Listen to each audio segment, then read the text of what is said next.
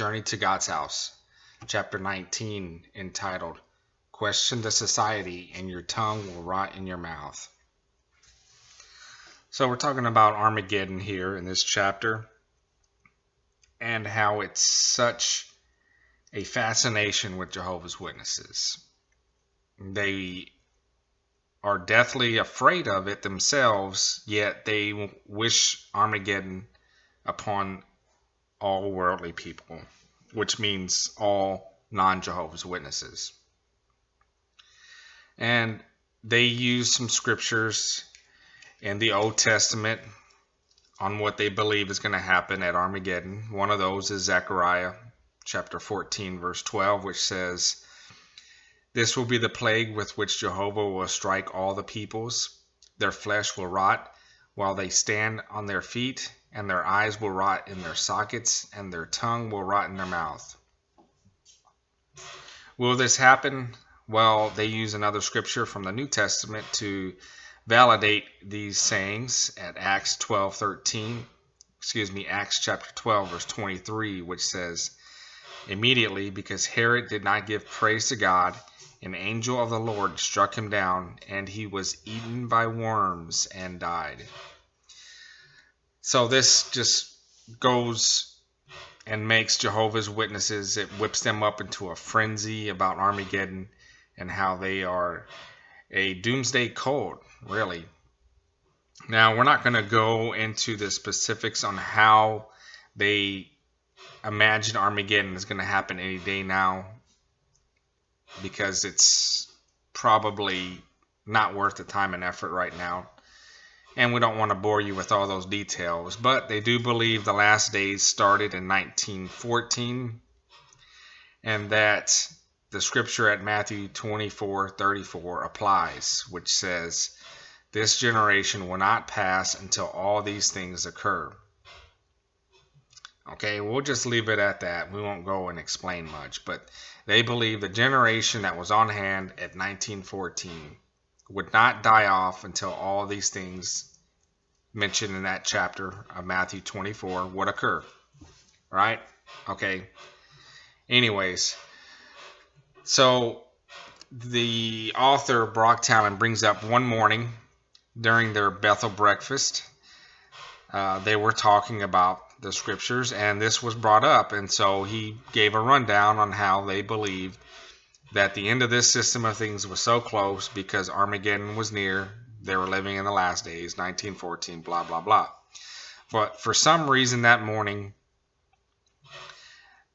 his brain turned on, and he got to thinking, the author did, that, hey, I'm hinging everything on some calculations, some dates. I don't know if this is the right thing. He couldn't help but think, what if they're wrong? And that, my friend, is a scary question a Jehovah's Witness has to ask themselves in order if they want to wake up. What if they're wrong? And really, that's a dangerous question to say out loud. No Jehovah's Witness would ever say that, because that's bordering on the speech of apostates. And you could easily have your world turned upside down and be disfellowshipped if you don't shut your mouth and if you're not repentant of what you have said. And really, it's just questions.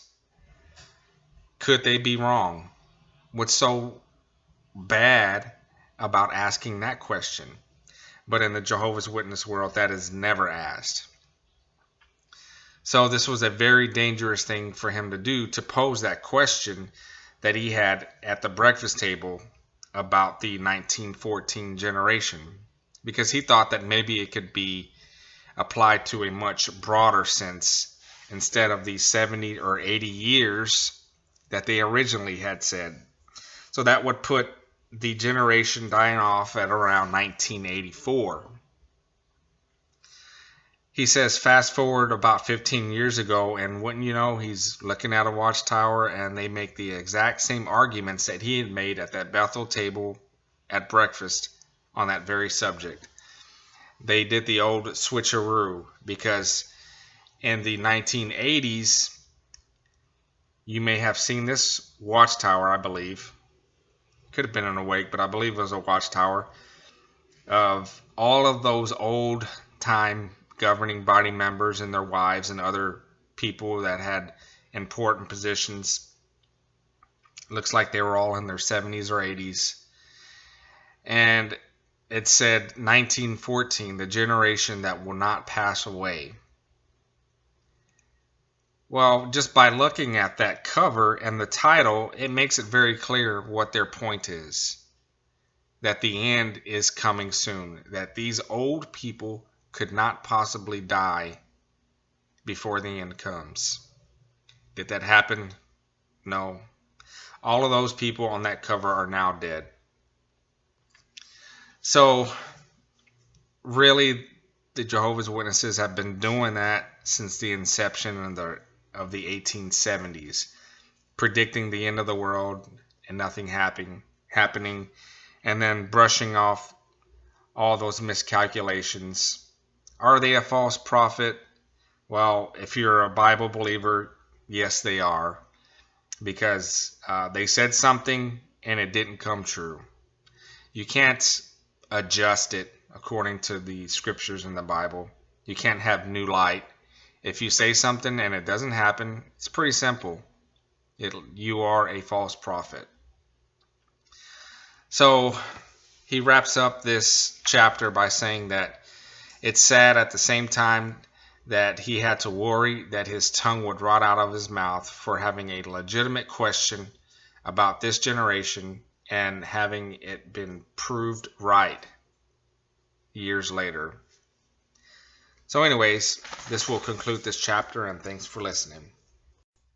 Thank you for taking time to listen to my summary of the book, Journey to God's House. Post your comments, like and share this video, subscribe to my channel, and stay tuned for the next chapter.